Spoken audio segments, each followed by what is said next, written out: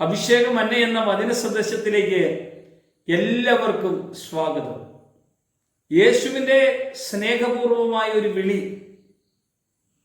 അങ്ങനെ വിളിക്കാനൊരു കാരണം യേശുവിനെ വിട്ടകന്നുപോയ പത്രോസിന്റെ ജീവിതത്തിൽ യേശു പത്രോസിന്റെ അടുക്കിലേക്ക് കടന്നു ചെന്നു. ഭയങ്കര ജാള്യതയോടെയാണ് പത്രോസ്, 3.5 വർഷക്കാലം കൂടെ നടന്ന പത്രോസ് ജീവിതത്തിൽ പഴയതിനെയൊക്കെ ഒന്ന് പൊടിതട്ടിയെടുത്ത് ഇനി ഭേദം പഴയതാണെന്ന് തിരിച്ചറിഞ്ഞ് കടന്നു പോകാൻ ശ്രമിക്കുമ്പോഴാണ് യേശു കർത്താവ് സ്നേഹപൂർവം കുഞ്ഞുങ്ങളെ എന്ന് വിളിക്കുന്നത്. ഈ ശബ്ദം നമ്മുടെ കാതുകളിലേക്കാണ് വന്ന് പതിക്കുന്നത്. വേറെ ആരാ നമ്മളെ വിളിക്കുന്നത് കുഞ്ഞുങ്ങളെ എന്ന്? യേശു മാത്രമേ വിളിക്കുള്ളൂ മക്കളെ എന്ന് വിളിക്കാൻ. കാരണം നമ്മൾ അവൻ്റെ മക്കളാണ്. അതുകൊണ്ടാണ് യേശു ശിഷ്യന്മാരെ അവൻ്റെ അടുക്കിലേക്ക് വിളിച്ചത്. കാരണം ദൈവ സാന്നിധ്യം അവൻ്റെ അയോഗ്യതകളെ വെളിപ്പെടുത്തുന്നു. അവൻ്റെ അയോഗ്യതകൾ അവന് മനസ്സിലായി. അവൻ്റെ ജീവിതത്തിൽ അവന് വന്ന പോരായ്മകൾ അവന് മനസ്സിലായി. പത്രോസിന് തള്ളിപ്പറഞ്ഞത് പത്രോസിന് മനസ്സിലായി. പ്രാർത്ഥിക്കാതെ മാറി നിന്നത് പത്രോസിന് മനസ്സിലായി. ദൈവത്തെ ആരാധിക്കാത്തത് പത്രോസിന് മനസ്സിലായി. ആരാധന മുടക്കിയത് പത്രോസിന് മനസ്സിലായി. പഴയ വലയും വള്ളവും എടുത്തത് പത്രോസിന് മനസ്സിലായി. അവൻ വലയെടുത്ത് രാത്രി മുഴുവൻ വല വീശിയിട്ട് ഒന്നും കിട്ടാതെ പരാജിതനായി നിൽക്കുന്ന അവസ്ഥയെക്കുറിച്ച് പത്രോസിന് മനസ്സിലായി. പ്രിയമുള്ളവരെ, ഇവിടെയാ തിരിച്ചറിയേണ്ടത്. എവിടെ പരാജയപ്പെട്ടോ അതിന് കാരണം നമ്മൾ പഴയതിലേക്ക് പോയി എന്നാണ്. എവിടെ വേദനിക്കുന്നോ കാരണം നമ്മൾ പഴയതിലേക്ക് പിൻവാങ്ങി എന്നാണ് അർത്ഥം. എവിടെ പ്രശ്നങ്ങൾ ജീവിതത്തിൽ ഉണ്ടാകുന്നുവോ അതിൻ്റെ അർത്ഥം നമ്മൾ കർത്താവിനെ വിട്ട് പുറകോട്ട് പോയി എന്നാണ്. എന്നാൽ നമുക്കൊന്ന് കർത്താവിനോട് ചേർന്ന് വരാം. കാരണം അവൻ്റെ സ്നേഹപൂർവമായ വിളിയ നമുക്ക് കേൾക്കാൻ ഇടവരുന്നത്. നീ എന്നെ വിളിക്കുക, ഞാൻ നിനക്ക് ഉത്തരം തരും. ഇരമ്യാവിന്റെ പുസ്തകം പറയുക, വേറെ ആരെയും വിളിക്കണ്ട, എന്നെ വിളിച്ച് എന്നെ ചേർത്ത് നിർത്തിയ കർത്താവ് എന്നോട് പറയുക, നീ എന്നെ വിളിക്കുക. നമുക്ക് വിളിക്കണ്ടേ? നമുക്ക് പ്രാർത്ഥിക്കണ്ടേ? ഈ വചനം നമ്മുടെ ഹൃദയത്തിൻ്റെ അകത്ത്.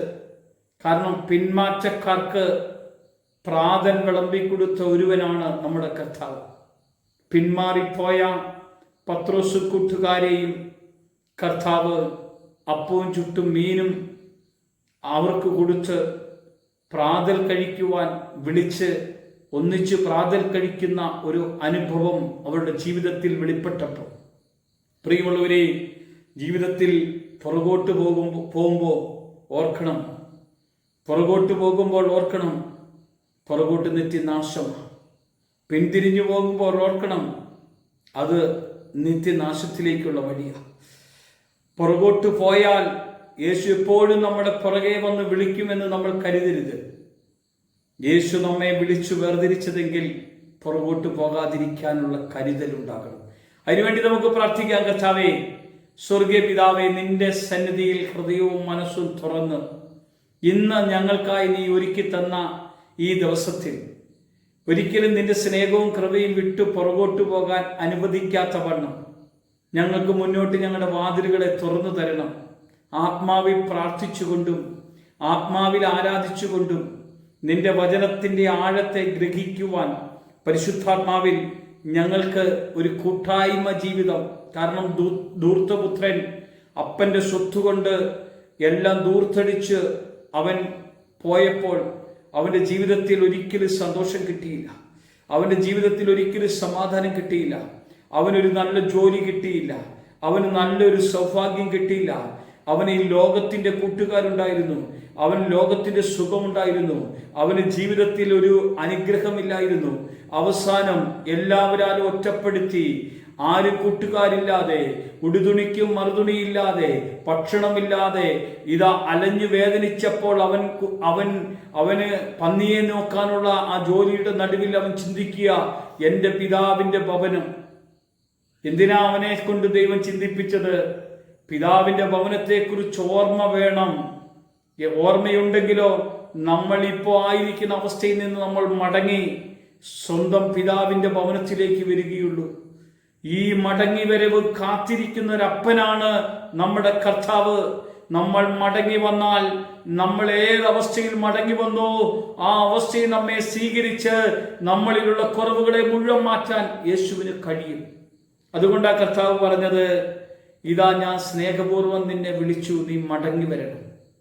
മടങ്ങി വരവിൻ്റെ ഒരു സന്ദേശം ജീവിതത്തിൽ ഒന്നും മടങ്ങി വരവിൻ്റെ ഒരു ദൈവിക ആഹ്വാനം നമ്മൾ അനുഭവിക്കണം. നമുക്ക് പ്രാർത്ഥിക്കാൻ, കർത്താവേ ഈ ദൈവിക ശക്തി എൻ്റെ മേൽ നിറയ്ക്കണം, ദൈവത്തിന്റെ മഹത്വം കൊണ്ട് എന്നെ അഭിഷേകം ചെയ്യണം, യേശുവിന്റെ നാമത്തിൽ തന്നെ. ആമേൻ.